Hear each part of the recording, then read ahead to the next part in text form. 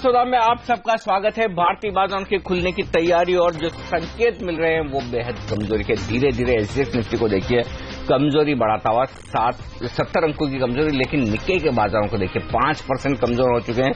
लगभग 850 अंकों का नुकसान वहां पर दिखेगा। हांगकांग बंद है, चाइना बंद है, कोरिया बंद है, इसलिए संकेत आपके लिए सिंगापुर बंद है, तो इसलिए आपके लिए संकेत काफी कम है। सिर्फ एक बड़ा बाजार जो खुला है वो निक्के का है और वहां से बेहद कमजोरी के संकेत। और इसकी वजह यह कि कल अमेरिकी बाजार 250 अंक नीचे जाकर बंद हुए उतार चढ़ाव के बीच। हालांकि नीचे 250 अंक बंद हुए, ऊपरी इस तरह से जो 400 अंक कमजोर थे रिकवरी भी होती हुई दिखी। अब भारतीय बाजार क्योंकि कल ऑलरेडी कमजोर हो चुके हैं निफ्टी पर 100 पॉइंट, अब यह देखना होगा कि आज और कितनी कमजोरी फिलहाल होती नजर आती है। खुलने की तैयारी होगी, लेकिन उससे पहले हमारे तीनों एक्सपर्ट्स हमारे साथ हैं। अमरीश बलिगा, सिमी भौमिक और साथ ही यहाँ पर सुमित बगड़िया। जो स्टॉक्स एक्शन में रहने वाले हैं, आज मिड कैप शेयरों पर फोकस किया जाए। अपोलो टायर्स आज नतीजे पेश करेगा। सुमित बताएं, उससे पहले किस तरह की पोजीशंस बनी है, वायदा कारोबार में क्या ट्रेड लेना चाहिए? अनिल जी, अपोलो टायर के अंदर सेलिंग दिख रहा है और इसके अंदर फ्रेश कॉल के अंदर शॉर्ट बिल्डअप भी हुए हैं और नीचे के अंदर ये देखेंगे सपोर्ट तो 130 के आसपास तक जाने की इसकी पॉसिबिलिटी है। तो एक बार सेलिंग बन रहा है और कल हमको हाईएस्ट ओआई चेंज 140 के कॉल के अंदर देखने को मिला है। तो एक बार इमीडिएटली अगर देखेंगे तो 140 का रेजिस्टेंस हो गया, तो कल की जो क्लोजिंग है एक बार उसी के आसपास अगर सेल भी करेंगे तो इमीडिएटली 130 से 125 के टारगेट इसके अंदर दिखाई दे रहे हैं। तो प्योरली इंट्राडे है 2 दिनों के लिए, जब तक 140 के ऊपर दोबारा नहीं जाता है तब तक इसके अंदर एक बार सेल साइड में रह सकते हैं। डेटा यही सजेस्ट कर रहा है कि इस बार शायद 130 125 के लेवल्स इमीडिएटली हमको दिखा सकता है और अगर 125 का लेवल ब्रेक किया तो फिर इसमें और वीकनेस देखने को मिलेगी। और जब तक 125 का ब्रेक नहीं करता तब तक 125 के टारगेट के लिए खेल सकते हैं। मारुति पर एक राय लेना चाहता हूं सिमी आपसे। हमने देखा है कि जापान का बाजार तो गिरा है, लेकिन येन देखिए वो मजबूत हुआ है जब से उन्होंने नेगेटिव इंटरेस्ट रेट्स का फैसला लिया है। मारुति पिछले कई दिनों से कमजोरी के साथ ट्रेड कर रहा है, यहां से क्या और नीचे जा सकता है? चार्ट्स कैसे लगते हैं आपको? देखिए हेमंत, चार्ट तो बिल्कुल अच्छा नहीं है और इनफैक्ट ये स्टॉक 3700 अगर तोड़ देता है तो इसमें फ्रेश वीकनेस देखने को मिल सकता है। हो सकता है कि ये स्टॉक जाके 3660 3640 के आसपास जाके सेटल करे, क्योंकि चार्ट में वीकनेस है और कोई कहीं से भी मुझे इस स्टॉक में बाइंग नहीं दिखता है। इनफैक्ट इंटरडे रैलीज भी सस्टेन नहीं करता है स्टॉक में। कई दिनों से मैंने देखा है कोई भी इंटरडे रैली इसका सस्टेन नहीं किया, डे लो के आसपास ही जाके हमेशा बंद करता है। तो फिलहाल तो इस स्टॉक का अवॉइड ही करना चाहिए, थोड़ा बहुत वीकनेस और देखने को मिल सकता है। ओके, तो ये राय है इस वक्त और भारतीय बाजारों के खुलने का वक्त हो चुका है। प्री ओपनिंग सेशन में बचे हैं 10 सेकंड। देख लेते हैं किस तरह की शुरुआत दिखती है आपको इस वक्त भारतीय बाजारों में। पहली टिक आपकी स्क्रीन पर आती हुई सेंसेक्स और निफ्टी पर। कमजोर शुरुआत भारतीय बाजारों की इस वक्त पहली टिक पर। 90 अंक नीचे दिखेगा आपको सेंसेक्स और निफ्टी 85 अंक नीचे नजर आएगा। अब निफ्टी 95 अंक नीचे नजर आ रहा है। जो स्टॉक्स कमजोर हैं उन पर फोकस कर लिया जाए। टाटा मोटर्स 10% नीचे दिख रहा है। इन्फोसिस और आईसीआईसीआई बैंक जैसे स्टॉक्स 3% नीचे नजर आ रहे हैं शुरुआती कारोबार में। एक्सिस बैंक में 3% के आसपास की कमजोरी। केन इंडिया 3.5% मजबूत नजर आएगा आपको। ये इस वक्त रुझान है काफी सारे स्टॉक्स का कमजोरी की तरफ। रुपए की चाल पर भी हम रखेंगे नजर। 6794 ये लेवल है रुपए का, जहां पर हमने कल क्लोजिंग होते हुए देखी थी 30 पैसे के नुकसान के साथ। तो आज ये देखेंगे माफ कीजिएगा कि किस तरह का एक्शन करेंसी मार्केट में दिखता है। लेकिन फिलहाल लगभग 95 अंक नीचे आपको नजर आएगा निफ्टी। एचडीएफसी बैंक कमजोर होता दिख रहा है, वेदांता कमजोर होता दिख रहा है। तो प्राइवेट बैंक्स पर नजर रखिए क्या वहां पर कमजोरी बढ़ती है। रुपए की शुरुआत हो चुकी है 68 रुपए 10 पैसे, यानी कि 17 पैसे की कमजोरी के साथ हमने शुरुआत की रुपए में। अब 68 रुपए 14 पैसे के आसपास के लेवल, तो लगभग 20-22 पैसे का नुकसान आपको नजर आएगा इस वक्त करेंसी मार्केट में। हम आपके सामने प्राइस लेकर आएंगे। तो रुपए की कमजोर ओपनिंग जैसी कि आशंका थी वैसी ही होती दिख रही है। अब आईटी शेयर वैसे तो फायदा मिलना चाहिए रुपए की कमजोरी का, लेकिन एक तरफ कॉग्निजेंट की तरफ से जो गाइडेंस के संकेत है वो तो बड़े खराब है। अमरीश क्या कहेंगे आप? खरीदारी करना चाहिए आईटी शेयरों को डिफेंसिव मानकर, रुपए की कमजोरी को मानकर, या फिर हालत बड़ी खराब है? क्योंकि ये बड़े दिग्गज शेयर भी 52 हफ्तों के निचले स्तरों पर ट्रेड कर रहे हैं। आई थिंक द बेस्ट डिफेंसिव अभी तो कैश ही है, तो कैश लेके बैठना चाहिए। एक और चीज है, सोना आप देखिए $1200 पर जिस तरह से खड़ा है, ये साल सोने ने काफी अच्छा रिटर्न दिया है। Absolutely, and I think at least I mean if you are comparing with stocks, I think cash and gold could be the like a safe haven for the time being. और जबकि IT सेक्टर का बात है, I've been not too positive on this sector since the last करीब 8-9 महीने से, और अभी जो NASSCOM का भी जो गाइडेंस आया है, they have also like lowered it. तो मुझे लगता नहीं कि at least for the next forcible 2 और 3 क्वार्टर्स यहाँ से ज्यादा कुछ एक्सपेक्ट करना चाहिए. So I think it's time to stay away. दूर रहिए. इस समय IT सेक्टर से बिकवाली देखने को मिल सकती है, दबाव और यहाँ पर गहराता हुआ दिख सकता है. लेकिन कुछ नंबर्स पर बात करना चाहता हूँ. PTC इंडिया फाइनेंशियल्स, सिमी इसके चार्ट्स कैसे लगते हैं? मुनाफा देखिए 27% बढ़ा है, 23% NII बढ़ा है. पिछले दो क्वार्टर्स के नंबर्स आए थे वो कुछ कमजोरी भरे थे, शेयर में प्रेशर देखने को मिला था, लेकिन ये नंबर्स थोड़े अच्छे दिख रहे हैं. क्या तेजी हो सकती है यहाँ पर और कौन से लेवल्स इंपॉर्टेंट है? देखिए हेमंत, चांस उतना पॉजिटिव नहीं है, पर फिर भी अगर बहुत अच्छा रिजल्ट आया और उसके बाद ये स्टॉक जाके 37 का लेवल को होल्ड किया तो थोड़ा बहुत एक पुलबैक देखने को मिल सकता है, जिसका टारगेट 39 से 40 का हो सकता है. पर 37 के ऊपर ही लॉन्ग जाने का सलाह होगा मेरे, क्योंकि चार्ट्स में उतना पॉजिटिव एक्टिविटी नहीं है. और 39-40 के आसपास अगर ये स्टॉक जाके मेंटेन करता है तो ठीक है, नहीं तो मुझे लगता है कि प्रॉफिट टेकिंग करके इसमें से निकल जाना चाहिए. ओवरऑल चार्ट में वीक ही है और मुझे लगता है कि 37 सस्टेन नहीं करेगा तो ये वीकनेस के साथ ही पूरा दिन ट्रेड करता रहेगा. सुमित, क्योंकि बैंक्स कमजोरी के साथ खुलने के संकेत दे रहे हैं और हमने देखा है globally Deutsche bank, commerce bank 9.5% गिरे थे. Even bank of America, Goldman सैक्स, मॉर्गन स्टैनले 4 से 7% कल देर रात लुढ़के हैं. बैंक्स में सबसे कमजोर बैंक कौन सा लगता है आपको, और ICICI बैंक पर भी राय दीजिए. हेमंत, ICICI बैंक के अंदर से कल हमको मोस्टली बैंक्स के अंदर अच्छे खासे लॉन्ग बिल्टअप देखने को मिले थे और ऐसा लग रहा था कि कल की चाल देख के कि बैंकिंग स्टॉक्स एक बार शायद शॉर्ट टर्म के लिए बॉटम हो सकते हैं और यहां से फ्रेश तेजी इनिशिएट कर सकते हैं. बट आज मार्केट्स का सिनेरियो देखते हुए वापस फॉल आ रहा है इन स्टॉक्स के अंदर. और स्पेसिफिकली अगर ICICI बैंक की बात करेंगे तो अगर ICICI बैंक अगर 200 का लेवल इस बार ब्रेक करता है तो फिर हमको 190 से 180 तक के लेवल्स देखने को मिल सकते हैं. कल की क्लोजिंग 208 है, 8 रुपए का अभी और डिस्टेंस बचा हुआ है. 200 का लेवल ब्रेक करते हैं, इसमें 190 से 180 के लेवल देखने को मिल सकते हैं. फ्रेश सेलिंग 200 के नीचे करनी चाहिए और अगर थोड़ा पुलबैक मिलता है 210 तक तो कल का जो हाई है वो हाई के एसएल से एक सेल बना सकते हैं ICICI बैंक के अंदर. और मोस्टली मुझे ऐसा लगता है कि अभी जो रिसेंट लोज लगे हैं सारे बैंकों के अंदर वो लो ब्रेक कर देंगे तो फिर एक सारी ही बैंक्स में, चाहे वो PSU बैंक्स हो या फिर प्राइवेट बैंक्स हो, सबके अंदर एक सेल ऑफ और देखने को मिल सकता है. तो जो रिसेंट लो लगे हैं सारे बैंकों के अंदर वो एक crucial wait and watch level है. अगर वो ब्रेक करता है तो सेल में बैठना चाहिए, नहीं तो फिर मार्केट्स में रिबाउंड का वेट करना चाहिए और उसके बाद ही कुछ लॉन्ग इनिशिएट करनी चाहिए बैंकों के अंदर.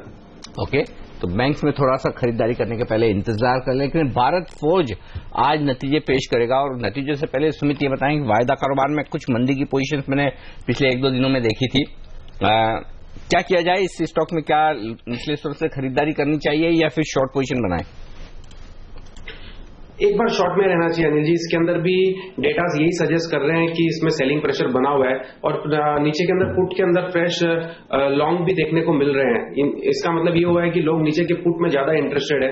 और अगर फ्रेश पोजीशन देखेंगे तो 750, 760, 740 इन सब पुट्स में लॉन्ग बिल्डअप हुए हैं. और जहां तक शॉर्ट बिल्डअप की बात है कॉल के अंदर, वो ऐसा लग रहा है कि 770, 780 में हाईएस्ट है. 780 और 800 ये 2 लेवल जब तक ब्रेक नहीं करेंगे ऊपर के अंदर तब तक इसके अंदर वीकनेस रहेगी. ओवरऑल 800 में हाईएस्ट OI है और 780 के अंदर सेकंड लेवल पे है. तो अगर ये लेवल जब तक ब्रेक नहीं करेगा तब तक एक बार तेजी नहीं करनी चाहिए. नीचे में देयर इज अ पॉसिबिलिटी कि 750, 740 तक के लेवल्स हमको भारत फोर्ज के अंदर देखने को मिल सकते हैं. इट्स बेटर कि एक बार सेल साइड के अंदर रहे. रिस्क रिवॉर्ड रेशियो भी बैठ रहा है यहाँ पे. 10 रुपए का स्टॉप लॉस इंट्राडे के लिए 780 का और नीचे में 750, 740 तक के लेवल देखने को मिल सकते हैं. ओके, तो ये राय है इस वक्त यहाँ पर साफ तौर पर इन सारे स्टॉक्स पर. लेकिन ट्रेडिंग के लिहाज से कौन से हैं वो अहम स्टॉक्स जहां पर आज आप फोकस बनाकर रखें? स्टॉक 2020 के टॉप 20 स्टॉक्स आपकी स्क्रीन पर. पूरा रिकैप हमारे मैच का. फटाफट से मेरी टीम देख लीजिए. हमने यहाँ पे आज 6 सेल उतारे हैं. अरविंद को एक टेक्सटाइल कंपनी, इसका यूरोप में ज्यादा एक्सपोजर है, नुकसान इसको पहुंचेगा. TVS मोटर का भी एक्सपोर्ट ओरिएंटेड बिजनेस ही ज्यादा नोटिस किया जाता है और यहाँ पे भी नुकसान इनको मिल सकता है. TCS को अभी सबसे ज्यादा बिजनेस यूरोप से ही आता है एज एन IT कंपनी और यूरोप में जिस तरह की दिक्कत है इससे इसको परेशानी मिलेगी. कॉग्निजेंट के रिजल्ट भी खराब आए थे. अलाइडेंस माफ कीजिए खराब थी. इसके अलावा मन्नापुरम को गोल्ड के वजह से फायदा मिलेगा. अच्छी डिविडेंड वाली कंपनी है. अमर राजा की वैल्यूएशन को लेकर कुछ हद तक कंसर्न नुकसान है शॉर्ट करें। डिपेंडेबल शेयर हमारी तरफ से सन फार्मा है, बॉटम आउट हो सकता है आज फार्मा और इसके रिजल्ट्स भी पेंडिंग है। इसके अलावा C8 के अंदर आप वापस बाय कर सकते हैं क्योंकि अदर कंपनीज को नुकसान तो इसके लिए फायदा बन सकता है। ऑयल इंडिया के अंदर आप शॉर्ट करके चलें, यहाँ पे कच्चा तेल वापस टूटा है।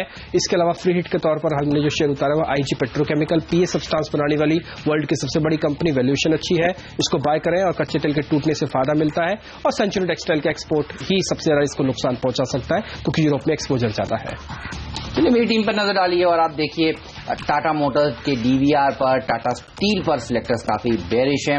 इस तरह से ग्लोबली बड़ा एक्सपोजर है इनका और यूरोप में, US में दिक्कतें इस समय बनी हुई हैं। इन स्टॉक्स पर दबाव देखने को मिलेगा। JSPL में भी उछाल में बिकवाली करनी चाहिए। मेटल शेयरों में जो खबर आनी थी MIP वाली आ चुकी है और कल भी हमने देखा था अपने दिन के उच्चतम स्तर से नीचे जाकर इन स्टॉक्स ने समाप्ति दी थी। साथ ही नारायण हृदयालय लॉस से प्रॉफिट में आई है, यहां पर तेजी करने की राय। SRF के नंबर्स अच्छे रहे, यहां पर तेजी करने की राय। PTC इंडिया फाइनेंशियल एक और ऐसी कंपनी जिसने बेहतरीन नंबर्स पेश किए, इसलिए ये मेरा मिस्टर डिपेंडेबल स्टॉक।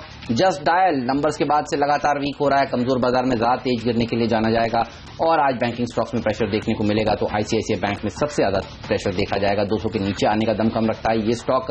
साथ ही फ्रीड के तौर पर रेप्रो होम फाइनेंस पर सिलेक्टर्स बुलिश है। बेहतरीन नंबर्स कल बाजार बंद होने के बाद इसने पेश किए और केन इंडिया कच्चे तेल में जिस तरह से आप देखिए उछाल आता जरूर है लेकिन वो टिकता नहीं है, यहां पर आज भी दबाव देखने को मिल सकता है।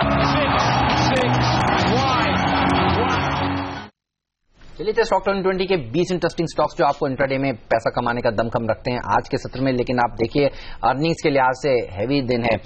भारत फोर्ज, मदरसन सुम्मी के नंबर्स आने वाले हैं, पेट्रोनेट LNG के नंबर्स आने वाले हैं, CESC, सेल, PFC, ब्रिटानिया के नतीजे आज आने वाले हैं। तो काफी सारी क्वालिटी मिड कैप्स हैं जिनके नंबर्स के ऊपर आज सबकी नजर होगी। लेकिन कल आने वाले हैं सीमेंट दिग्गजों के numbers, ACC, Ambuja, even India cement के नतीजे भी कल आने वाले हैं। सीमेंट स्पेस किस तरह के नंबर्स इस बार पेश कर सकता है अम्बरीश, क्या एक्सपेक्टेशन? इस बार भी शायद सबड्यूड रहेगा, but then I think when one is looking at cement one should look at infrastructure from a longer term perspective. जब मैं लॉन्गर टर्म पर्सपेक्टिव में बात कर रहा हूं, I am talking of the next couple of quarters, जब I mean when we should see basically the infrastructure sector picking up. Already we are seeing nearly 20 kilometres per day for roads, वो बढ़ के करीब 30-32 kilometres होने वाला है।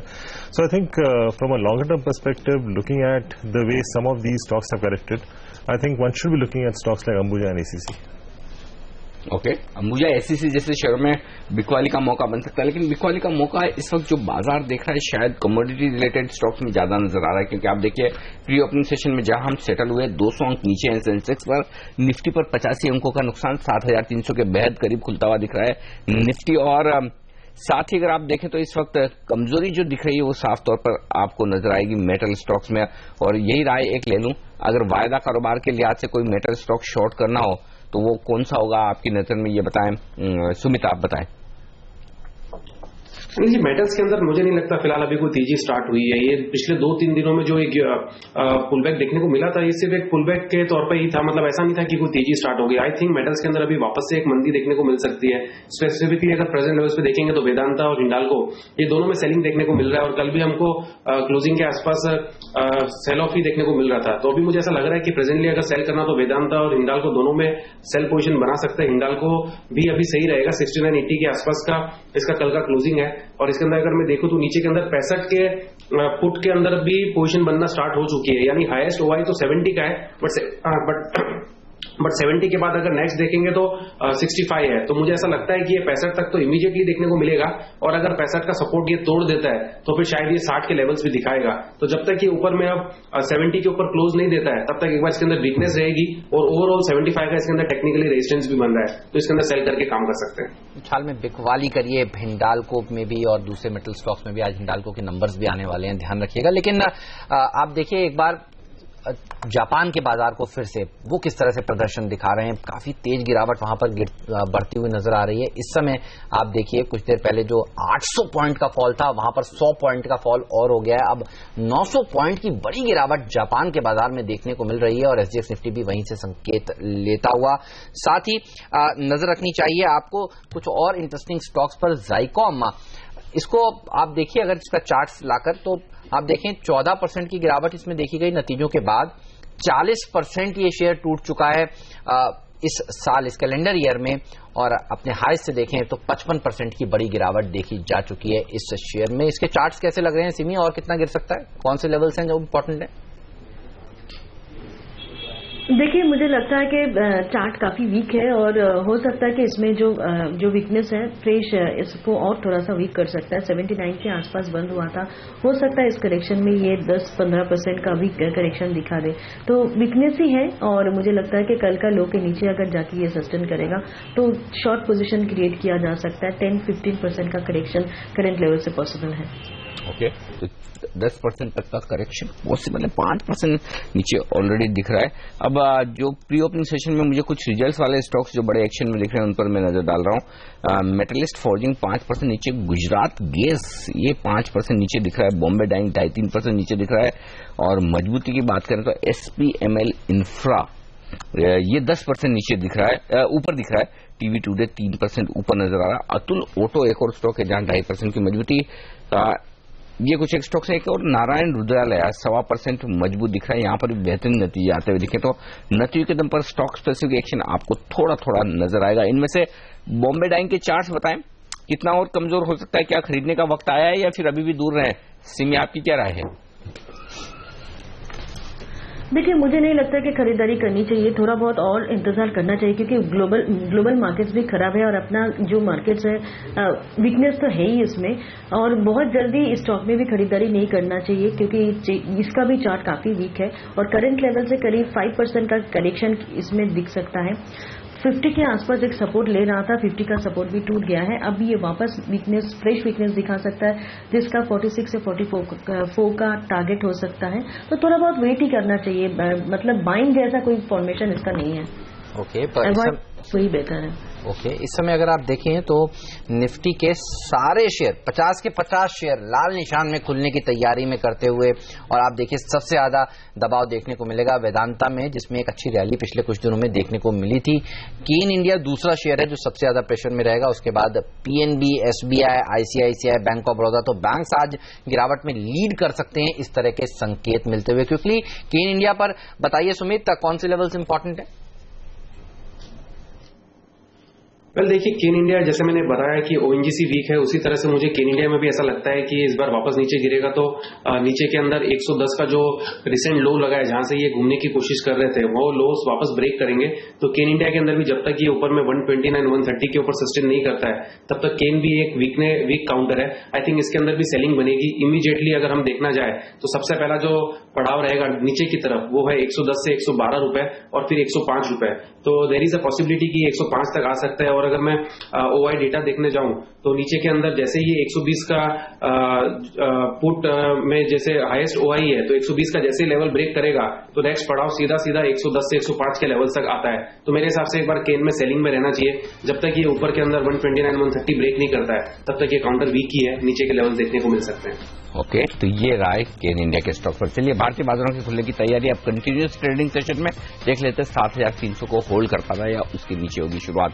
पहली टिक आपकी स्क्रीन पर सेंसेक्स और निफ्टी पर 235 अंक नीचे है सेंसेक्स, 300 अंकों का नुकसान सेंसेक्स में। अब 325 अंक लुढ़कता हुआ सेंसेक्स और निफ्टी 7300 के नीचे खुलता हुआ 100 पॉइंट नीचे इस वक्त आपको दिखेगा 7285 का लेवल निफ्टी पर। 335 अंकों का नुकसान सेंसेक्स में और निफ्टी 100 अंकों की कमजोरी के साथ शुरुआत करता हुआ दिखा है। बैंक निफ्टी में 0.2% का नुकसान है, 270 अंक फिसलता हुआ बैंक निफ्टी। तो बेहद कमजोर शुरुआत भारतीय बाजारों की होती हुई दिख रही है।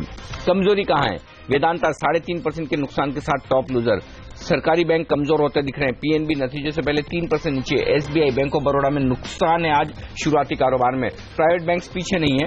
ICICI बैंक में देखिए 3% का बड़ा कट। वेदांता, इन्फोसिस को क्या हुआ है? 4% का बड़ा कट कॉग्निजेंट के गाइडेंस के बाद यहां पर बड़ी मार पड़ती हुई दिख रही है। तो जिन्हें आप डिफेंसिव समझते हैं वो तेजी से फिसल रहे हैं।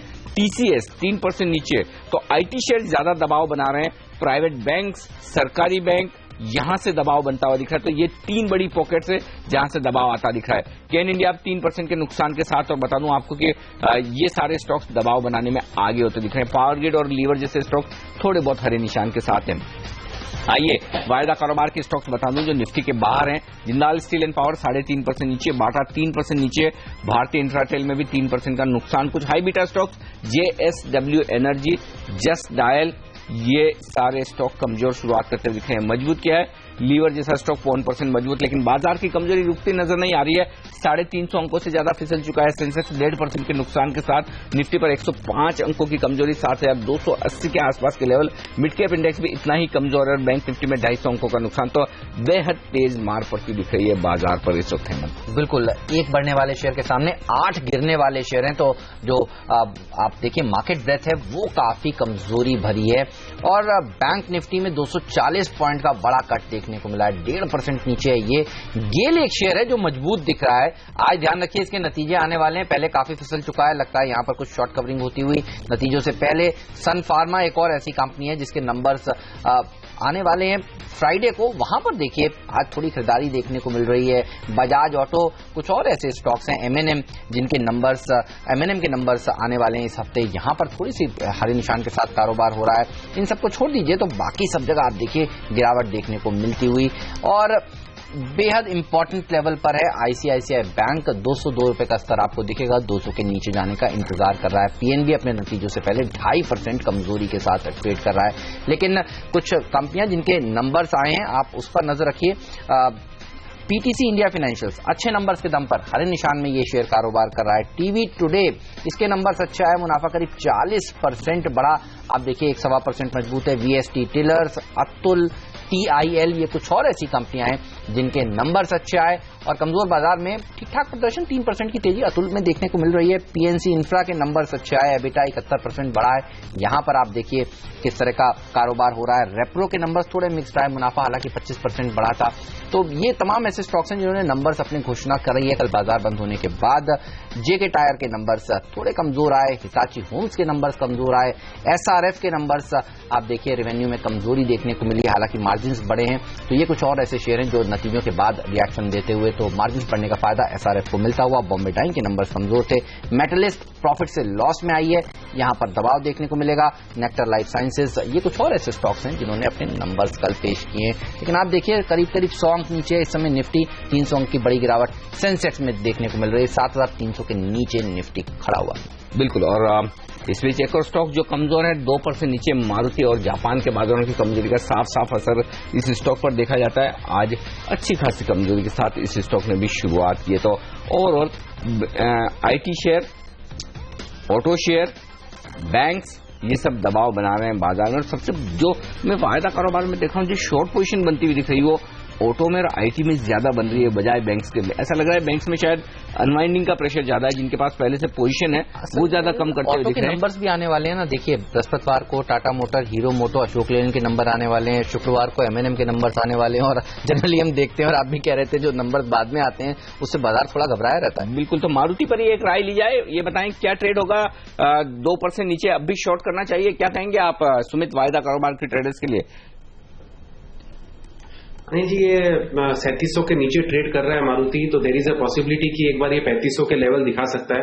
कल हमको पुट्स के अंदर जो मैक्सिमम ओआई चेंज देखने को मिला है वो 3700 के बाद 3500 में देखने को मिला है। आई थिंक एक बार ये 3500 के लिए ओपन हो रहा है, 3650 अभी ट्रेड कर रहा है कंटिन्यूसली। मुझे ऐसा लगता है कि एक बार नीचे के लेवल दिखाएगा और शायद 3500 तक ये आ सकता है।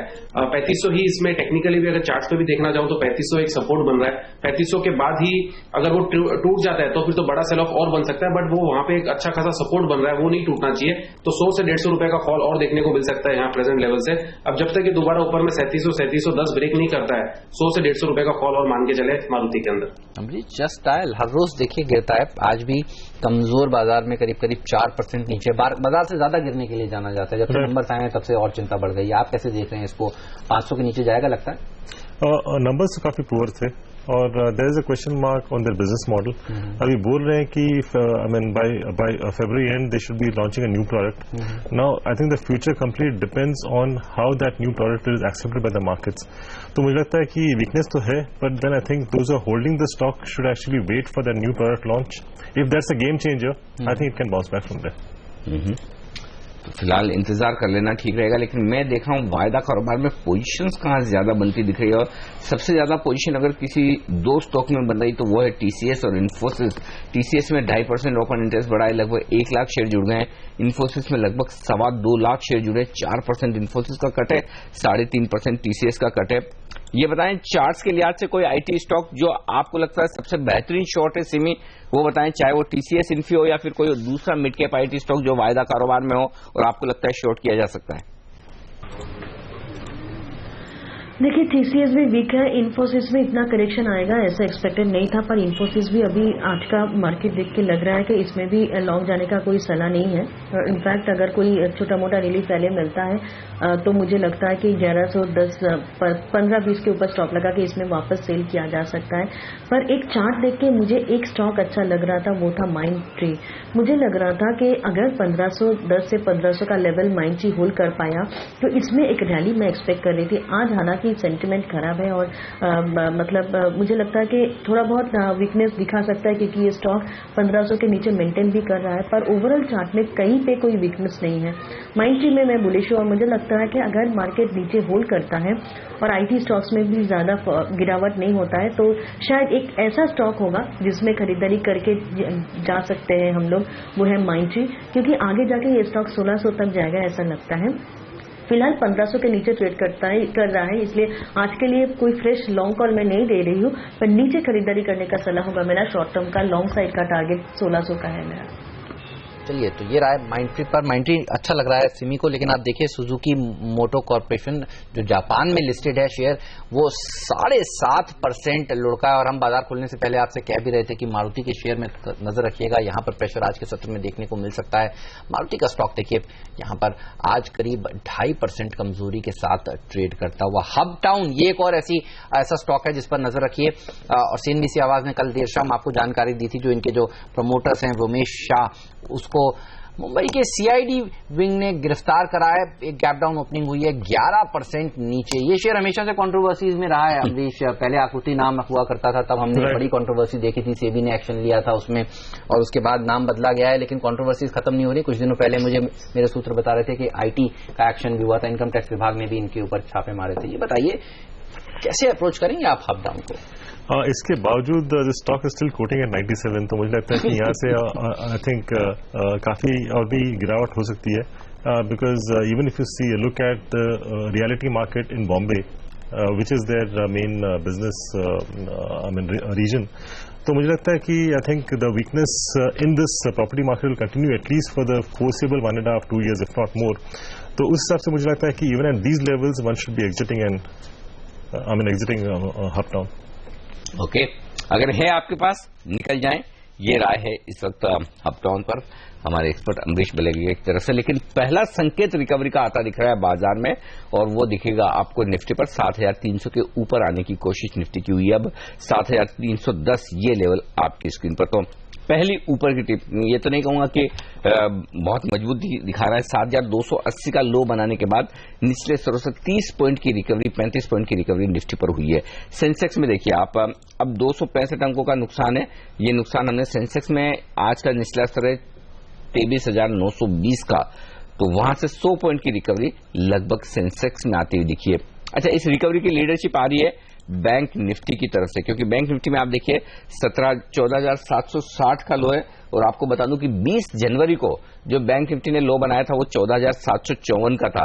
तो एक तरह से आप ये कह सकते हैं कि बैंक निफ्टी बार बार 14,750, 14,800 की रेंज में बॉटम बनाने की कोशिश कर रहा है, वहां से रिकवर होता हुआ दिख रहा है। तो बैंक निफ्टी में उन लेवल के आसपास से 125 अंकों की रिकवरी आती हुई दिखी है, और मिड कैप इंडेक्स में भी एक अच्छी रिकवरी दिख रही है। अब नुकसान 0.5% का, तो देखना होगा ये रिकवरी टिकाऊ होती है या नहीं। इलाहाबाद बैंक भी आप देखिए नतीजों से पहले थोड़ा सा रिकवर करता हुआ, इसके नंबर्स आ जाने वाले हैं। हरे निशान में ये शेयर इस समय ट्रेड कर रहा है। तो दो ऐसे स्टॉक्स हैं जिनके नंबर्स आ जाने वाले हैं बड़े, जिस पर सबकी नजर है। इलाहाबाद बैंक जो रिकवर करता हुआ, और गेल का शेयर पर भी नजर रखिए, यहां पर भी निचले स्तरों से रिकवरी देखने को मिल रही है। अगर ग्लोबल क्यूज पढ़ने की कोशिश करें और देखने की कोशिश करें कि क्या चीज पॉजिटिव हमारे लिए आज हो रही है, तो वो कच्चा तेल मुझे दिख रहा है इस समय। कम से कम कल की गिरावट के बाद आज बाउंस देखने को मिला। आइए देखते हैं ब्रेंट क्रूड, डायमेक्स क्रूड इस समय किस तरह से ट्रेड कर रहा है। आप देखिए दोनों ही 0.25 से 1.5% की मजबूती दिखा रहे हैं। तो यहां पर एक बाउंस देखने को मिला है। दरअसल चिंता ही दुनिया भर के बाजारों में कच्चे तेल ने बनाई थी, और अगर ये रिकवर होते हैं तो शायद यहां पर एक रिकवरी देखने को मिल सकती है। ऐसे में ये बताइए, इस फैक्टर को ध्यान में रखते हुए, कच्चे तेल को ध्यान में रखते हुए, कोई ट्रेड आप लेना चाहते हैं अमरीश आज मार्केट में किसी शेयर पर? कोई भी स्पेसिफिक तो ट्रेड लेना नहीं चाहूंगा, पर ब्रॉडली निफ्टी मुझे भी लग रहा है कि यहां से एक बाउंस बैक शायद दे सकता है, कुड बी इंट्राडे, क्योंकि अभी तक मैंने लास्ट कई दिनों में हमने देखा है कि although the markets hold on, पर I mean once Europe starts it clearly depends on how Europe behaves. तो मुझे लगता है कि at least till about 12:30 1 o'clock we could see some sort of a bounce. उसके बाद देखना पड़ेगा कि as to how the European markets open. Okay, Europe खुलने के बाद अगर रिकवरी आए तो वो ज्यादा टिकाऊ होगी। वो बात सही भी है, क्योंकि जो कुछ भी कमजोरी बढ़ती है वो सेकंड हाफ में ज्यादा बढ़ती है बजाय इसके कि फर्स्ट हाफ में। आज फर्स्ट हाफ में हम खुले कमजोर रिकवर करने की कोशिश तो कर रहे हैं, लेकिन सेकंड हाफ में ये रिकवरी टिकाऊ होगी या नहीं, ये देखना बेहद अहमियत रखेगा। लेकिन जहां पोजीशंस बनती दिख रही है कमजोरी की तरफ, वो है एक और स्टॉक जस्ट डायल, 2.5% कमजोर है और 3% ओपन इंटरेस्ट में इजाफा। शॉर्ट करना चाहिए या इंतजार करें उछाल का? सुमित, क्या कहेंगे आप? आई थिंक शॉर्ट कर लेना चाहिए। जस्ट डायल स्टॉक तो ऐसा है कि इस बार लगता है 500 का लेवल भी ब्रेक कर देगा, और अगर 500 का लेवल ब्रेक करता है तो जस्ट डायल के अंदर हमको 460 से 440 के लेवल दिखाई दे सकते हैं। ये स्टॉक एक वीक है और इसने पुलबैक रिकवरी बिल्कुल देखने को नहीं मिल रही है, बल्कि अब फ्रेश लोज और देखने को मिल रहा है। आई थिंक एक बार शॉर्ट कर सकते हैं यहाँ पे, जब तक ये ऊपर के अंदर अभी दोबारा 550 इंट्राडे मान लीजिए, 550 इंट्राडे और ओवरऑल 600 का इसका फाइनल रेजिस्टेंस होगा। तो 550 इंट्राडे एसएल के साथ अगर प्रेजेंट लेवल पे किसी को शॉर्ट करना है तो कर सकते हैं। जैसे ये 500 का लेवल ब्रेक करेगा तो ये नीचे में 460 के लिए ओपन हो जाएगा। ओवरऑल स्टॉक वीक है, सेल करके ही काम करना चाहिए। बिकवाली करिए, जस्ट डायल में दबाव देखने को मिल सकता है। ये राइट टेक्निकल चार्ट्स पर हमारे एक्सपर्ट दे रहे हैं। हपटाउन एक और ऐसा स्टॉक जिस पर हमारी नजर है। सीएनबीसी आवाज ने जिस तरह से कल आपको जानकारी दी, एक्सक्लूसिव जानकारी दी कि इनके जो प्रमोटर्स हैं उनको सीबीसीआईडी ने गिरफ्तार किया है। अब देखिए, अब 13% की गिरावट के साथ हपटाउन का शेयर इस समय ट्रेड करता हुआ।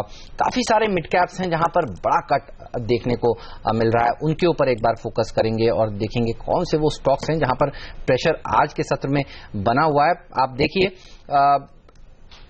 जस्ट डायल के अलावा अगर आप नजर डालें तो जेट एयरवेज एक और ऐसा स्टॉक है जहां पर लाल निशान के साथ आज के सत्र में कारोबार होता हुआ नजर आ रहा है। एविएशन शेयरों पर एक राय लेना चाहता हूं इस समय, कैसे लगते हैं ये आपको चार्ट्स पर? सिमी, क्या गिरावट में खरीदारी करनी चाहिए या फिर उछाल में बिकवाली?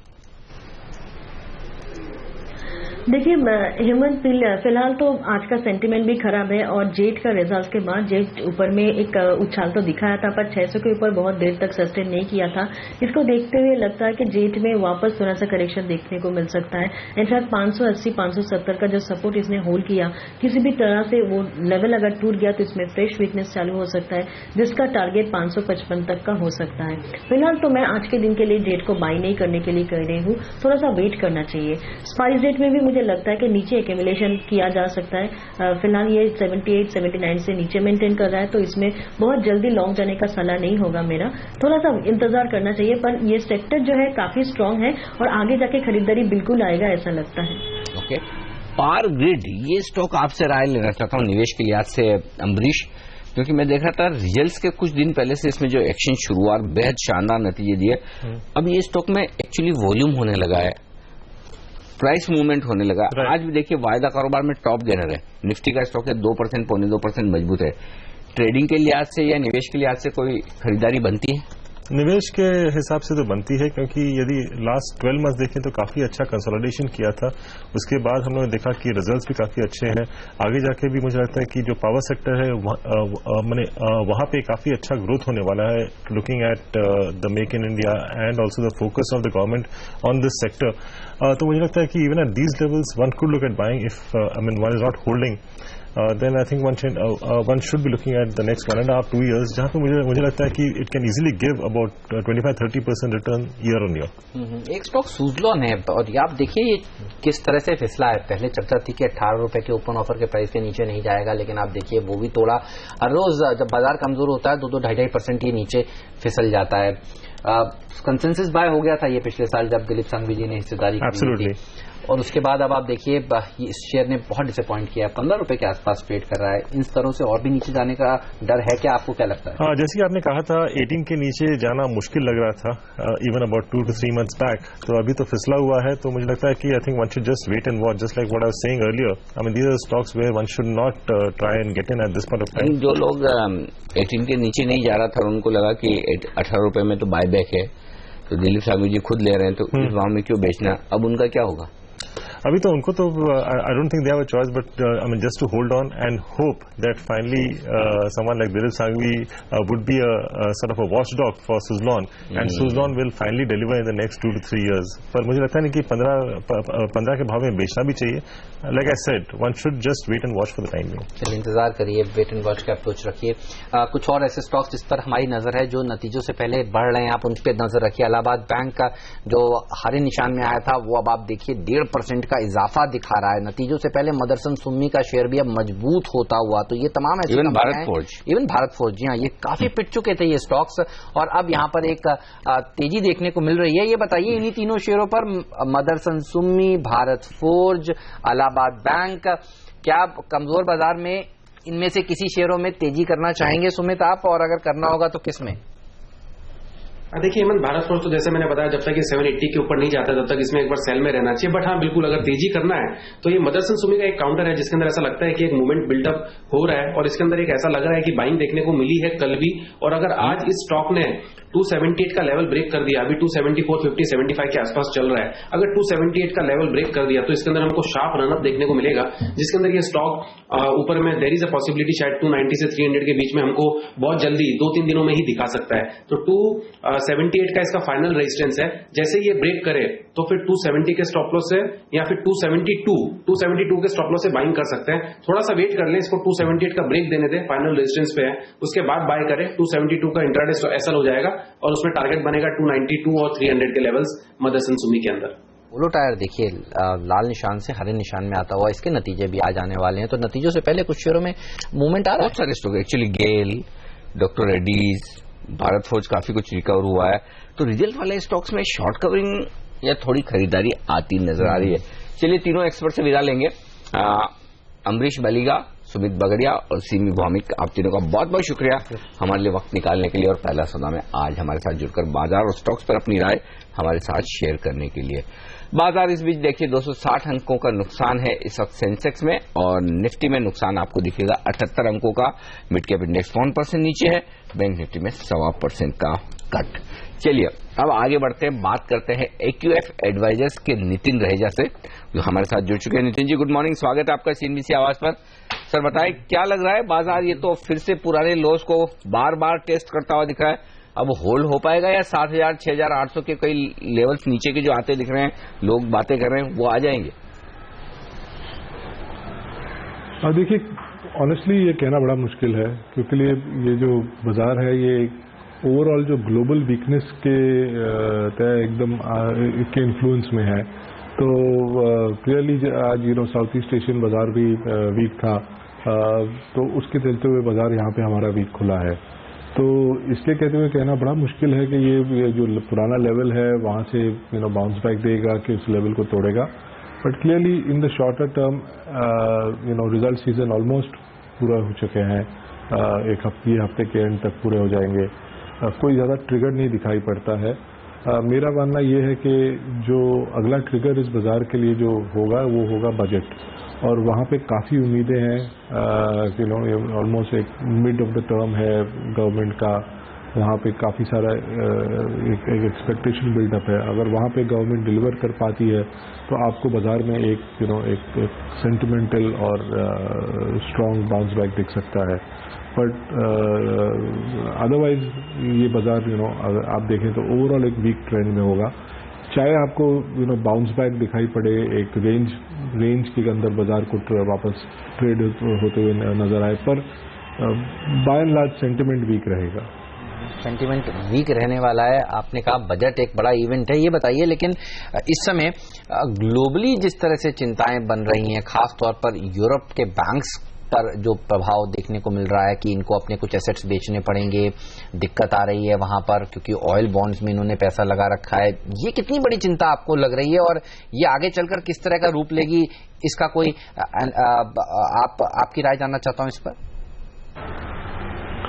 देखिए ये चिंता है, ये तो कभी आप चाइना की चिंता करेंगे, कभी आप यूरोप की, तो ये तो ओवरऑल ग्लोबली कुछ न कुछ इवेंट ऐसे हो रहे हैं जो एक कंसर्न ले रहे हैं. बट मेरा मानना ये है कि अल्टीमेटली अगर आपके फंडामेंटल स्ट्रांग हैं तो जब ये एक किस्म का एक जो फियर या पैनिक थोड़ा सा सबसाइड होगा तो फिर पैसा वहीं पे चैनलाइज होगा जहां पे लोगों को स्ट्रेंथ नजर आता है। तो इसलिए मेरा मानना है, और अगर आप हमारे बाजार को भी देखें तो क्लियरली क्या हुआ है कि आप हमारे जो मैक्रो फंडामेंटल्स है वो, या अर्निंग्स नंबर्स जो आपने देखे हैं माइक्रो लेवल पे भी, वो एक कॉन्फिडेंस नहीं इंस्पायर कर पा रहे हैं लोगों में। तो काफी सारा होप पे जो बाजार चला था, और जो एक नैरो मार्केट, जो बॉटम अप मार्केट जो चल पड़ा था, वहां पे वैल्यूएशंस इतनी बढ़ चुकी थी, तो वहां पे आपको इस वजह से वहां पे एक आपको डीप कट्स और सेल ऑफ नजर आता है। मिड कैप में हमने देखा जो जनवरी में हुआ। तो अब मेरा मानना यह है, जब आपके मैक्रो फंडामेंटल्स इंप्रूव होंगे तो फ्रेश ट्रांच ऑफ मनी आपको आते हुए नजर होगा। उसके एब्सेंस में आपको कोई भी डेवलपमेंट इंटरनेशनल होगी, उसका इम्पैक्ट आपको नजर आएगा यहाँ पे। तो और ये इस वजह से मेरा मानना यह है कि बजट में अगर वो मैक्रो फंडामेंटल्स को एक डायरेक्शन मिल जाता है तो उसके होते हुए वापस पैसा इंडिया में आना शुरू हो जाएगा। नितिन जी, जिस हिसाब से कुछ कंपनियों के नंबर्स आए हैं, आप देखिए जस्ट डायल अब ये 6% नीचे है। 500 का स्तर इसने तोड़ दिया। कुछ देर पहले हमारे एक्सपर्ट सुमित कह रहे थे कि ये स्तर टूट सकता है। हमने देखा है इस समय एफएनओ मार्केट में तो कम से कम वो स्तर टूटते हुए हमें दिख रहे हैं। क्या व्यू है आपका जस्ट डायल जैसी कंपनियों पर और इस शेयर पर? देखिए, मेरा मानना यही था कि जहां जहां आपकी वैल्यूएशंस बहुत ज्यादा बढ़ गई थी, अल्टीमेटली आपको वैल्यूएशंस, जो प्रीमियम वैल्यूएशंस जो कंपनीज को मिल रही थी, उसको सपोर्ट करने के लिए उनको प्रीमियम अर्निंग्स की जरूरत थी। और जहां पे कंपनीज ने डिसअपॉइंट की है, चाहे जस्ट डायल हो या बहुत सारी मिड कैप कंपनीज थी, वहां पे सेल ऑफ आपको नजर आएगा और काफी अग्रेसिव और शार्प सेल ऑफ नजर आएगा। तो अल्टीमेटली अगर ये जो बाजार है, ये एक बहुत ही जो कहेंगे, मैं इसको बेयर मार्केट तो नहीं कहना चाहूंगा, लेकिन एक सेंसिटिव बाजार हो चुका है कि अगर आप अपनी वैल्यूएशन चाहते हो तो उसके लिए आप उतनी अर्निंग्स दे जो उसको डिजर्व करे। तो clearly you have to be focused on earnings and valuation. Okay, कमाई और वैल्यूएशन के लिहाज से एक सेक्टर जो आज बड़ा एक्शन में दिख रहा है लेकिन कमजोरी की तरफ, और वो है आईटी शेयरों का। और उसकी वजह है कि इसी स्पेस की दिग्गज अंतर्राष्ट्रीय कंपनी कॉग्निजेंट ने कल अपने नतीजे पेश किए। नतीजे खराब, गाइडेंस खराब, और उसका असर टीसीएस, इन्फोसिस जैसे तमाम दिग्गजों पर पड़ता हुआ दिख रहा है। 3 से 4% ये सारे कमजोर है।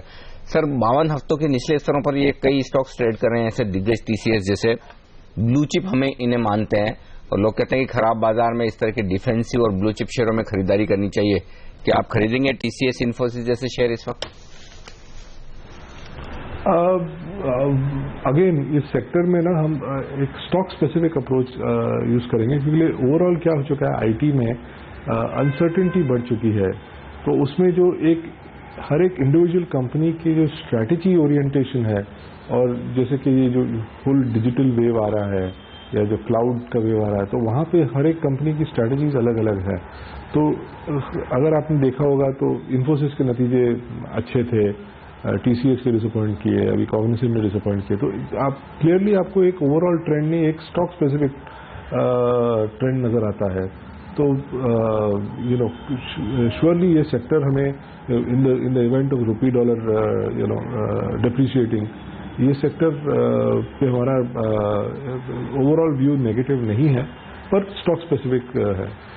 ओके, तो चलिए फिलहाल आज ये एक ऐसा सेक्टर है जो सबसे ज्यादा कमजोरी दिखा रहा है कॉग्निजेंट के नंबर्स के बाद। वैसे कल ही हिंट्स मिल गए थे जिस तरह से प्रेशर इसमें देखने को मिला था। कल काफी बड़ी डिलीवरी बेस्ड सेलिंग देखने को मिली थी इन्फोसिस के स्टॉक में, लेकिन आप इस समय नजर रखिए जस्ट डायल के शेयर पे अब 7% कमजोर है। 530 के इशू प्राइस के तो नीचे चल रहा है, 500 रुपए के भी नीचे ये शेयर फिसल गया। दूसरा जो चिंता वाला सेक्टर है वो है पीएसयू बैंक्स का, और आज नंबर्स आने वाले हैं काफी सारे बैंक्स के, खासतौर पर पीएनबी जैसे दिग्गज, इलाहाबाद सेंट्रल बैंक, देना बैंक के। ये बताइए आपकी क्या एक्सपेक्टेशंस है पीएनबी से और एसबीआई से, क्योंकि इसके नंबर्स भी इसी हफ्ते आने वाले हैं। कैसे रह सकते हैं नंबर्स? बृहस्पतिवार को एसबीआई भी आएगा।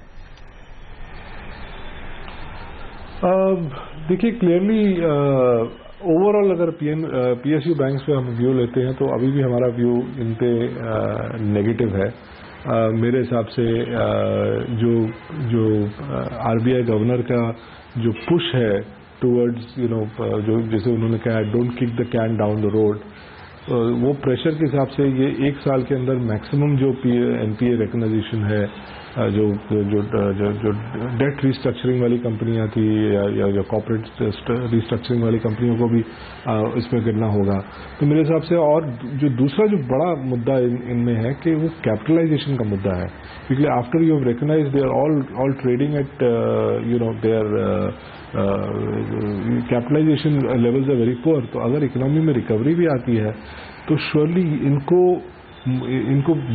दिक्कत होगी उसमें पार्टिसिपेट करने के लिए। तो ये दो मेजर इश्यूज है, इसके चलते हुए ओवरऑल पीएसयू बैंक्स पे हमारा व्यू पॉजिटिव नहीं है। ओके, लेकिन इस बीच बैंक्स और बाकी सरकारी कंपनियों के लिए कुछ इंटरेस्टिंग खबरें आ रही है, और वो ये कि सरकार अपनी स्वामित्व वाली कंपनियों से बायबैक करने के लिए कह सकती है, और सरकार की नजर इन कंपनियों के पास जो अच्छा खासा मोटा कैश पड़ा हुआ है, पैसा जो इनके पास है, उस पर इनकी नजर है। ज्यादा जानकारी के लिए बात करते हैं हमारे रिसर्च एनालिस्ट डिम्पी कालरा से। डिम्पी, बताइए, सरकार की बायबैक के लिए किस तरह की योजनाएं, किस तरह का दबाव वो कंपनियों पर बना रही है कि आपके पास जो पैसा पड़ा है बायबैक कीजिए, हमें दीजिए। आप मोटा कैश बता रहे थे, वो 2 लाख करोड़ इनके पास है और 50 कंपनियों के पास, ये सिर्फ सरकारी कंपनियां। शायद सरकार की नजर भी इस पे ही है, और इससे पहले भी वित्त मंत्री एक बार कह ही चुके हैं कि आपको ज्यादा डिविडेंड देना चाहिए, और डिविडेंड करीब 30% तक देना चाहिए सरकारी कंपनीज को मुनाफे पर, क्योंकि अब मुनाफे को लेकर कंसर्न पैदा हो रहा है। तो सरकार ने एक दूसरा रास्ता ढूंढ लिया, वो है बायबैक का। सरकार ये कहती है कि देखिए, वैल्यूएशन आपकी कम है, आप इन्वेस्टमेंट अभी करना नहीं चाहते, ग्लोबल मंदी है, तो आप एक काम कीजिए कि आप बायबैक कर लीजिए, क्योंकि आप बायबैक से 2 फायदे होंगे। एक तो सरकार के झोली में काफी अच्छा पैसा आ जाएगा, क्योंकि ये बायबैक जब ये सरकारी कंपनियां करेंगी तो सरकारी शेयर्स भी वापस हिस्सेदारी उसमें बढ़ सकती है। और कुल मिला के अभी तक आप ये देखें, अगर बायबैक के तौर पर एक कंपनीज कर देती है तो सिर्फ 3 ही कंपनीज के पास जो कैश है करीब 78,000 करोड़ है, जो कि कोल इंडिया, एनएमडीसी और मॉयल जैसी कंपनीज का 78,000 करोड़ का कैश है। तो सरकार एक योजना बना रही है कि हो सकता है इनका बायबैक इनके लिए इनको कहा जाए। और दूसरा, अब पिछले 1 साल में शेयर टूटे भी इसी तरह से ही हैं। आप कोल इंडिया देखिए 11% टूटा, एनएमडीसी, नाल्को, मॉयल तो 30% से 40% टूटे हैं। तो बायबैक के लिए कम से कम ये दलील भी दी जा सकती है, देखिए वैल्यूएशन काफी अट्रैक्टिव हो गई है, क्योंकि शेयर काफी ज्यादा टूटे हुए हैं। ओके, बस चलिए, तो बायबैक एक रास्ता है। पिछले कुछ दिनों से ये खबरें चल रही थी कि कोल इंडिया में इस तरह का एक्शन देखने को मिल सकता है। बहरहाल ये शेयर इस समय 2% नीचे है। एनएमडीसी, मॉयल, ओएनजीसी हरे निशान के साथ ट्रेड कर रहे हैं, लेकिन दबाव देखने को मिल रहा है अनिल पीएनबी में। इसके नंबर्स आने वाले हैं, और उससे पहले देखिए 3% का बड़ा कट यहां पर देखा जा रहा है। तो नजरें होंगी इस नतीजे पर, क्योंकि ये नतीजा मूड बनाने बिगाड़ने का काम कर सकता है। और एमएनएम की इस शेयर पर नजर रखिए, यहां पर तेजी देखने को मिल रही है। ऑटो कंपनियों पर आपका क्या व्यू है इस समय? इस सेक्टर को किस तरह से अप्रोच करेंगे आप? ऑटो कंपनीज पे हमारा व्यू थोड़ा पॉजिटिव है, क्योंकि क्लियरली अगर इस इकोनॉमी में आपको जो फर्स्ट लेग ऑफ बाउंस दिखेगा वो कंजम्पशन ओरिएंटेड बाउंस नजर आएगा। तो हमारा मानना ये है, अगर आप और इसमें 2 फैक्टर्स दिखेंगे आपको। एक तो ये जो पे कमीशन हाइक है, और दूसरा ये जो उम्मीदें हैं कि ये साल बारिश अच्छी रहेगी, it's La Nina year and so forth. तो कंजम्पशन ओरिएंटेशन में फिर जहाँ पे हमारा ज्यादा फोकस है वो है ओवरऑल ऑटो सेक्टर है, उसमें से 2 व्हीलर्स, क्योंकि रूरल पे इम्पैक्ट ज्यादा आएगा, तो उसमें आपको लो बेस के हिसाब से आपको अच्छा ग्रोथ दिखाई पड़ेगा। जो रूरल बेस्ड कंपनीज है, पैसेंजर कार कंपनीज है, वहाँ पे आपको फुल कंजम्पशन का इम्पैक्ट दिखाई पड़ेगा। जी बिल्कुल, बहुत बहुत शुक्रिया नितिन जी आपका हमारे लिए वक्त निकालने के लिए और बाजार और तमाम सेक्टर्स पर अपनी राय हमारे साथ शेयर करने के लिए। तो ये इस वक्त का रुझान आपके लिए बाजार में 275 अंकों की कमजोरी के साथ सेंसेक्स ट्रेड कर रहा है, निफ्टी 7,300 के बेहद करीब 85 अंकों का नुकसान है। बिल्कुल, और कुछ इंपॉर्टेंट लेवल्स जो कई शेयरों में ब्रेक हुए हैं, आप देखिए जस्ट डायल में 500 का स्तर ब्रेक हुआ है, और एफएनओ में कम से कम आईसीआईसीआई बैंक ने 200 रुपए का आज लो लगाया है। काफी सारे शेयर हैं जो प्रेशर में है। स्ट्राइड फैशन देखिए 5% अब कमजोर है, नतीजे कल आए थे, उसके बाद तेज प्रेशर स्टॉक पर देखने को मिल रहा है। जहां जहां बड़े डिसअपॉइंटमेंट है, आप देखिए शेयरों में इसी तरह की पिटाई हो रही है। अर्निंग सीजन के लास्ट लेग में है हम, इस हफ्ते अर्निंग सीजन खत्म हो जाएगा, लेकिन लास्ट लेग थोड़ा ज्यादा पेनफुल होता है। हमने ये पहले भी देखा है, ऐसा अभी भी देखने को मिल रहा है। प्रकाश दीवान हमारे साथ एक और खास मेहमान जुड़ चुके हैं, उनसे जानते हैं वो कैसे देख रहे हैं भारतीय बाजारों को इस समय। आए प्रकाश, गुड मॉर्निंग। 7,300 के स्तर तोड़ने के बाद कोशिश कर रहा है बाजार 7,300 के ऊपर निकलने के लिए, क्या सफल होगा, या फिर आज लगता है कि जो पुराने लोज हैं वो टेस्ट होंगे, 7240-41 के आसपास जा सकता है बाजार? क्या व्यू है आपका? नहीं, पहली चीज तो इतनी बड़ी गिरावट से गैप डाउन जो खुला है मार्केट, वो एक सरप्राइज था। इतना ये एक्सपेक्टेड था कि मार्केट थोड़ा वीक रहेगा, क्योंकि निक्के जिस हिसाब से दे रहा था जी, और डाउ जोन्स के भी फ्यूचर की जो शुरुआत हो रही थी वो भी नेगेटिव थी। बट मुझे कहीं ना कहीं लगता है कि इस टाइम वो गैप डाउन खुलना बेहतर है कि 20-25 पॉइंट ही सिर्फ डाउन होता है और दिन में 100 पॉइंट टूट जाता है। उसका कारण है क्योंकि जब इतना गिरावट इतनी तीव्र होती है तो जो शॉर्ट सेलर्स है उनको प्रॉफिट बुकिंग की कहीं ना कहीं एक चेष्टा रहती है, लालच बन जाती है। अगर आप 100 पॉइंट ऑलरेडी पा रहे हैं कल के शॉर्ट से, तो वो वहां पे अगर प्रॉफिट बुकिंग आती है तो थोड़ा सा मार्केट रिकवरी हो सकता है, इससे ज्यादा नहीं गिर सकता। तो मेरे हिसाब से दिन में आज 10 बजे के बाद ऑफकोर्स क्लैरिटी आएगी, थोड़ा सा रिकवरी आएगी। पर earning season as you said, अब जो आखिरी चरण में जो आया है, इसमें छोटी कंपनी जब नंबर्स वीक देती है तब तो इतनी पनिशमेंट उनको झेलनी पड़ती है, तो स्वाभाविक है। पर जो बड़ी कंपनीज अगर वीक नंबर्स लाती है, खास करके आज पीएनबी के नंबर्स जैसे हैं, वहां कहीं अगर कुछ गिरावट आई तो वो एसबीआई को भी पिटाई होने लगेगी। और आज आप आईटी के जो दिग्गज प्लेयर्स हैं उन पे तो पिटाई देख ही रहे, जैसे अनिल जी ने पहले ही बताया था कॉग्निसेंट के इम्पैक्ट की वजह से। तो ये सब कुछ टेक्निकल जो फैक्टर्स हैं वो आज कन्वर्ज हो गए, इसलिए मार्केट हुआ है। बट मुझे नहीं लगता कोई ओवरऑल टेक्सचर में चेंज आया है, वो अभी भी सेम का सेम है। 74-75 पे पुट राइटिंग अच्छी खासी बनी हुई है। ऑफकोर्स 6800 पे भी कल एक नया थोड़ा सा एडिशन हमने देखा है पुट से, बट वो इतनी बड़ी मात्रा में अभी नहीं है। वो हम वेट करेंगे अनिल जी उसको कब इंडिकेट करते हैं। कुछ समझदार लोगों ने पुट खरीदे ऐसा लग रहा है 6800 की कल। सर वो आप बताएंगे तब समझ आएगी। चलिए हम उम्मीद करें कि उन लेवल्स के आसपास न जाए। लेकिन एक चीज पक्का है प्रकाश, जो आप क्योंकि पुट राइटिंग की बात करेंगे, 7400 के नीचे 1-2 दिन क्लोजिंग देना बड़ा खतरनाक हो सकता है, क्योंकि कितना 48 लाख शेयरों का ओपन इंटरेस्ट 7400 पर है, और अगर 1-2 दिन उसके नीचे टिक गए तो फिर मुश्किल हो जाएगी। क्योंकि भले ही बिकवाली का प्रेशर ना हो, शॉर्ट बनाने का प्रेशर ना हो, लेकिन जो तेजी करने वाले ट्रेडर्स भी अपनी पोजीशन अगर हल्की करना चाहते तो फिर खरीदेंगे, बहुत बड़े उसमें होगी। सही बात। लेकिन अब बैंक निफ्टी आज दिन बैंक निफ्टी के लिए और बैंकिंग शेयरों के लिए बड़ा अहम है, क्योंकि पीएनबी शुरुआत करेगा सरकारी बैंकों के नतीजों के लिहाज से। झटके तो हमने सरकारी बैंक्स में, प्राइवेट बैंक्स में भी इस बार तगड़े खाए हैं। आईसीआईसीआई बैंक ने जिस तरह से किया है, अब आज हेमंत अभी बता ही रहे थे कि 200 रुपए तो छू ही लिया उन्होंने। अब सरकारी बैंकों में क्या होगा आज? नहीं, पीएनबी से कोई बहुत अच्छे आंकड़ों की तो उम्मीद है नहीं। तो मेरी समझ में ये है कि अगर आंकड़े ठीक ठाक आए तो एक पॉजिटिव ही रहेगा कि भाई गिरावट बहुत ज्यादा इससे ज्यादा नहीं आएगी। क्योंकि एक चीज देखिए कि पीएसयू बैंक्स में हम देख रहे हैं एनपीए को लेके चिंताएं थोड़ी पहले शुरू हुई थी, प्राइवेट सेक्टर को लेके अब जाके ये मानने में आया कि प्राइवेट सेक्टर भी इतने खराब एनपीए लेके चल रहा है। तो जो पीएसयू बैंक्स हैं वहां पे कोई इतनी ज्यादा मुझे नहीं लगता सरप्राइज नेगेटिव लेवल पे आएगी। पीएनबी में खास करके सर डिस्काउंटिंग अच्छी खासी हुई है, इससे नीचे पीएनबी में पता नहीं कोई बेचने भी आएगा कि नहीं। इस लेवल पे जो होल्ड करते हैं वो निकलना चाहेंगे कि नहीं, इस लेवल पे कोई पैसा किसी का बदना नहीं है। तो आई डोंट थिंक उसमें कोई खास वो रहेगा।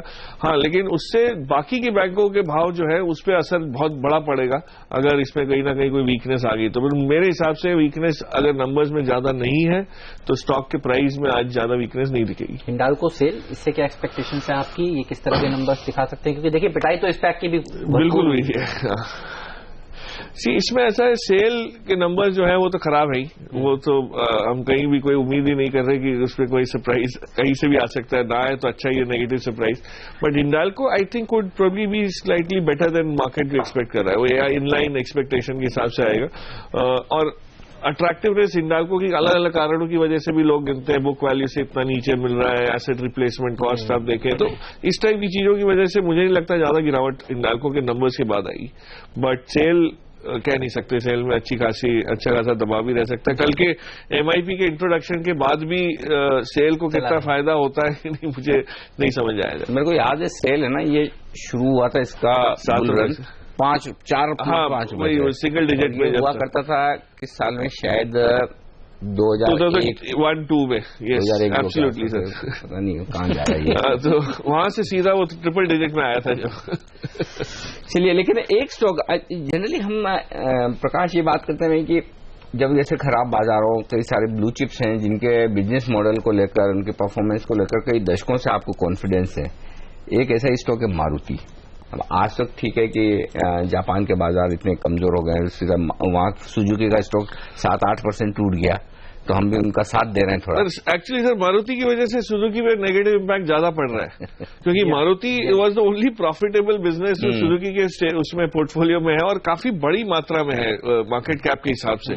और सुजुकी का कल जो बयान आया था आपने देखा होगा, जो टैक्स डेफरमेंट की वजह से, उसकी वजह से वहां पे एक एडजस्टमेंट है, वो गिरावट है। बट ये मारुति ने तो और भी उस पर हमें लग रहा है हम उनकी वजह से टूट रहे हैं। नहीं, मुझे लगता है तो साथ मिलके हो रहा है जो भी हो रहा है गिरावट। भाई यू राइट, मारुति जैसी दिग्गज उम्दा कंपनी भी अगर इस टाइप की गिरावट देख रही है, पिछले आप 10 दिनों में या 2 हफ्ते में देखें तो वो 4000 के लेवल से सीधा 3600 पे तो ऑलरेडी आ चुका है। तो ये एक चिंता की बात रहती है। हम हमेशा बोलते आते हैं कि ये कंपनी रेजिलिएंट है ये, बट एक स्टेज पे इनको भी रिएक्ट करना पड़ता है क्योंकि इसने अभी तक रिएक्शन नहीं दिया था नेगेटिव साइड में। इतनी जब मंदी शुरू हुई, अब अगस्त के महीने में भी देखें जब गिरावट आई तो मारुति में कोई ज्यादा तब्दीली नहीं आई। दिसंबर में जब गिरावट शुरू हुई तब भी ये टिके रहे। तो ये लास्ट में जाते जाते इसको भी बेचते हुए जा रहे हैं, इस टाइप का एक महसूस हो रहा है। बट अच्छी कंपनी सर, पीएनजी के नंबर्स पे अगर आप गौर करेंगे तो कल जब आए थे उसके बाद से देखिए तो इतने उम्दा नंबर पेश किए हैं कंपनी ने कि कहीं ना कहीं आपको पीएनजी है, जिलेट है, इस टाइप की कंपनीज को बटोरना चाहिए इस टाइप के माहौल में जिसमें थोड़ी लिक्विडिटी भी बढ़ जाती है। एक चीज हम नोटिस मैंने की है इस बार की मंदी में, अच्छे शेयर भी आपको मिल रहे हैं जो पहले नहीं मिलते थे। ठीक बात। तो वो इम्पैक्ट कॉस्ट कम होते हुए भी मिल रहे हैं, वो एक गनीमत है। और ये इसलिए मिल रहा है कि माहौल थोड़ा सा वीक है। बिल्कुल, लेकिन अच्छे शेयरों पर भी खराब समय में मार तो पड़ती है और ऐसे में आपको चुनने का वक्त है, थोड़ा बेहतर मौका देख सकते हैं। शुक्रिया प्रकाश आपका हमारे लिए वक्त निकालने के लिए। और बाजार थोड़ी सी रिकवरी की कोशिश जरूर कर रहे हैं, 7300 के लेवल को अब होल्ड करने की निफ्टी की कोशिश, लेकिन रिकवरी टिकाऊ होगी या नहीं ये आगे पता चलेगा। फिलहाल पहला सौदा में आज के लिए इतना ही, लेकिन आप बने रहिए सीएनबीसी आवाज के साथ। ब्रेक के बाद अब बताएंगे आपको सोने में जिस तरह से एक रैली अंतर्राष्ट्रीय बाजार में देखने को मिली है, घरेलू बाजार में आज सोना किस तरह से खुलेगा, आपके सवालों के जवाब भी देंगे। हमें दीजिए इजाजत, नमस्कार।